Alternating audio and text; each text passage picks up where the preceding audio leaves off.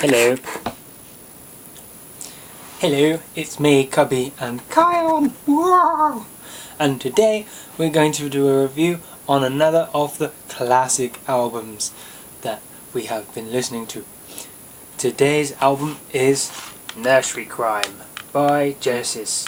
Originally released in 1970, wait for it, 1 on Charisma Records. This is actually the 2008 digital remaster / stereo mix. So,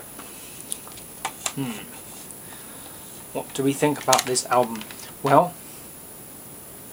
it's considered a classic in the whole sort of, big list of albums that everyone should hear before they die type of thing. It's definitely in there. And I have to admit, I can see why. At the time of its release, my camera is being naughty.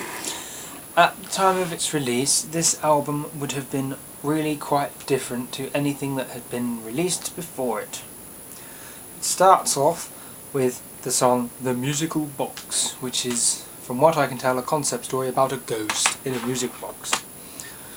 And it starts off very atmospherically with keyboards, which are everywhere on this album.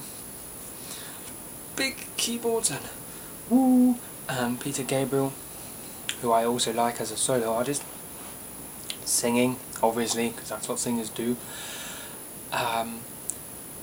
in quite an atmospheric, unusual kind of way. It's not like loud like Led Zeppelin, it's quite sort of varied and dynamic. The whole album is, in fact. That song leads into For Absent Friends, which is a really short thing, which then goes into the awesome song, which I think is the best song on the album. Return of the Giant Hogweed, which is awesome. It's a crazy song about a hogweed, whatever the hell that is, and it's, wee and great. And Phil Collins, who everyone says is a rubbish drummer, who actually isn't on this album anyway, is all over the place, and so is my mind, because I've just completely forgotten what I said. Never mind. Anyway, back to this. I don't know what the original mix sounded like, but on this release, the only thing I could fault, really, is the mix a little bit, which is kind of ironic since this is like, woo, it's a stereo mix and stuff. Phil Collins' drums are really good, but they're kind of, along with the bass, pushed back behind the wall of keyboards. And he's playing some really complex stuff. And although you can hear it, you do have to sort of go tune into the drums like this with your ear. So, it's quite good. But I think they could have put the drums a little bit louder in the mix. And yeah, that's about it for that classic album. It's certainly one you should check out if you're into prog today, because you can certainly hear the influence this album had on the likes of the Flower Kings, Spock's Beard, Kuiper, and even Dream Theater to an extent. You can certainly hear the keyboards, certainly, and the weirdness of the album. It's quite unusual. Yep. Genesis the band would later go on to release an even better album, in my opinion, called Selling England by the Pound, which I will also review at some point.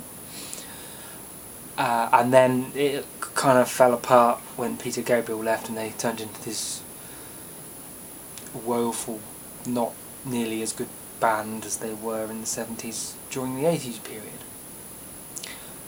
And that is pretty much all I can say about this album. It's really good. It's definitely worth buying and listening to. Probably even better if you can find it on vinyl, which I'm pretty sure you probably can, because it's quite common.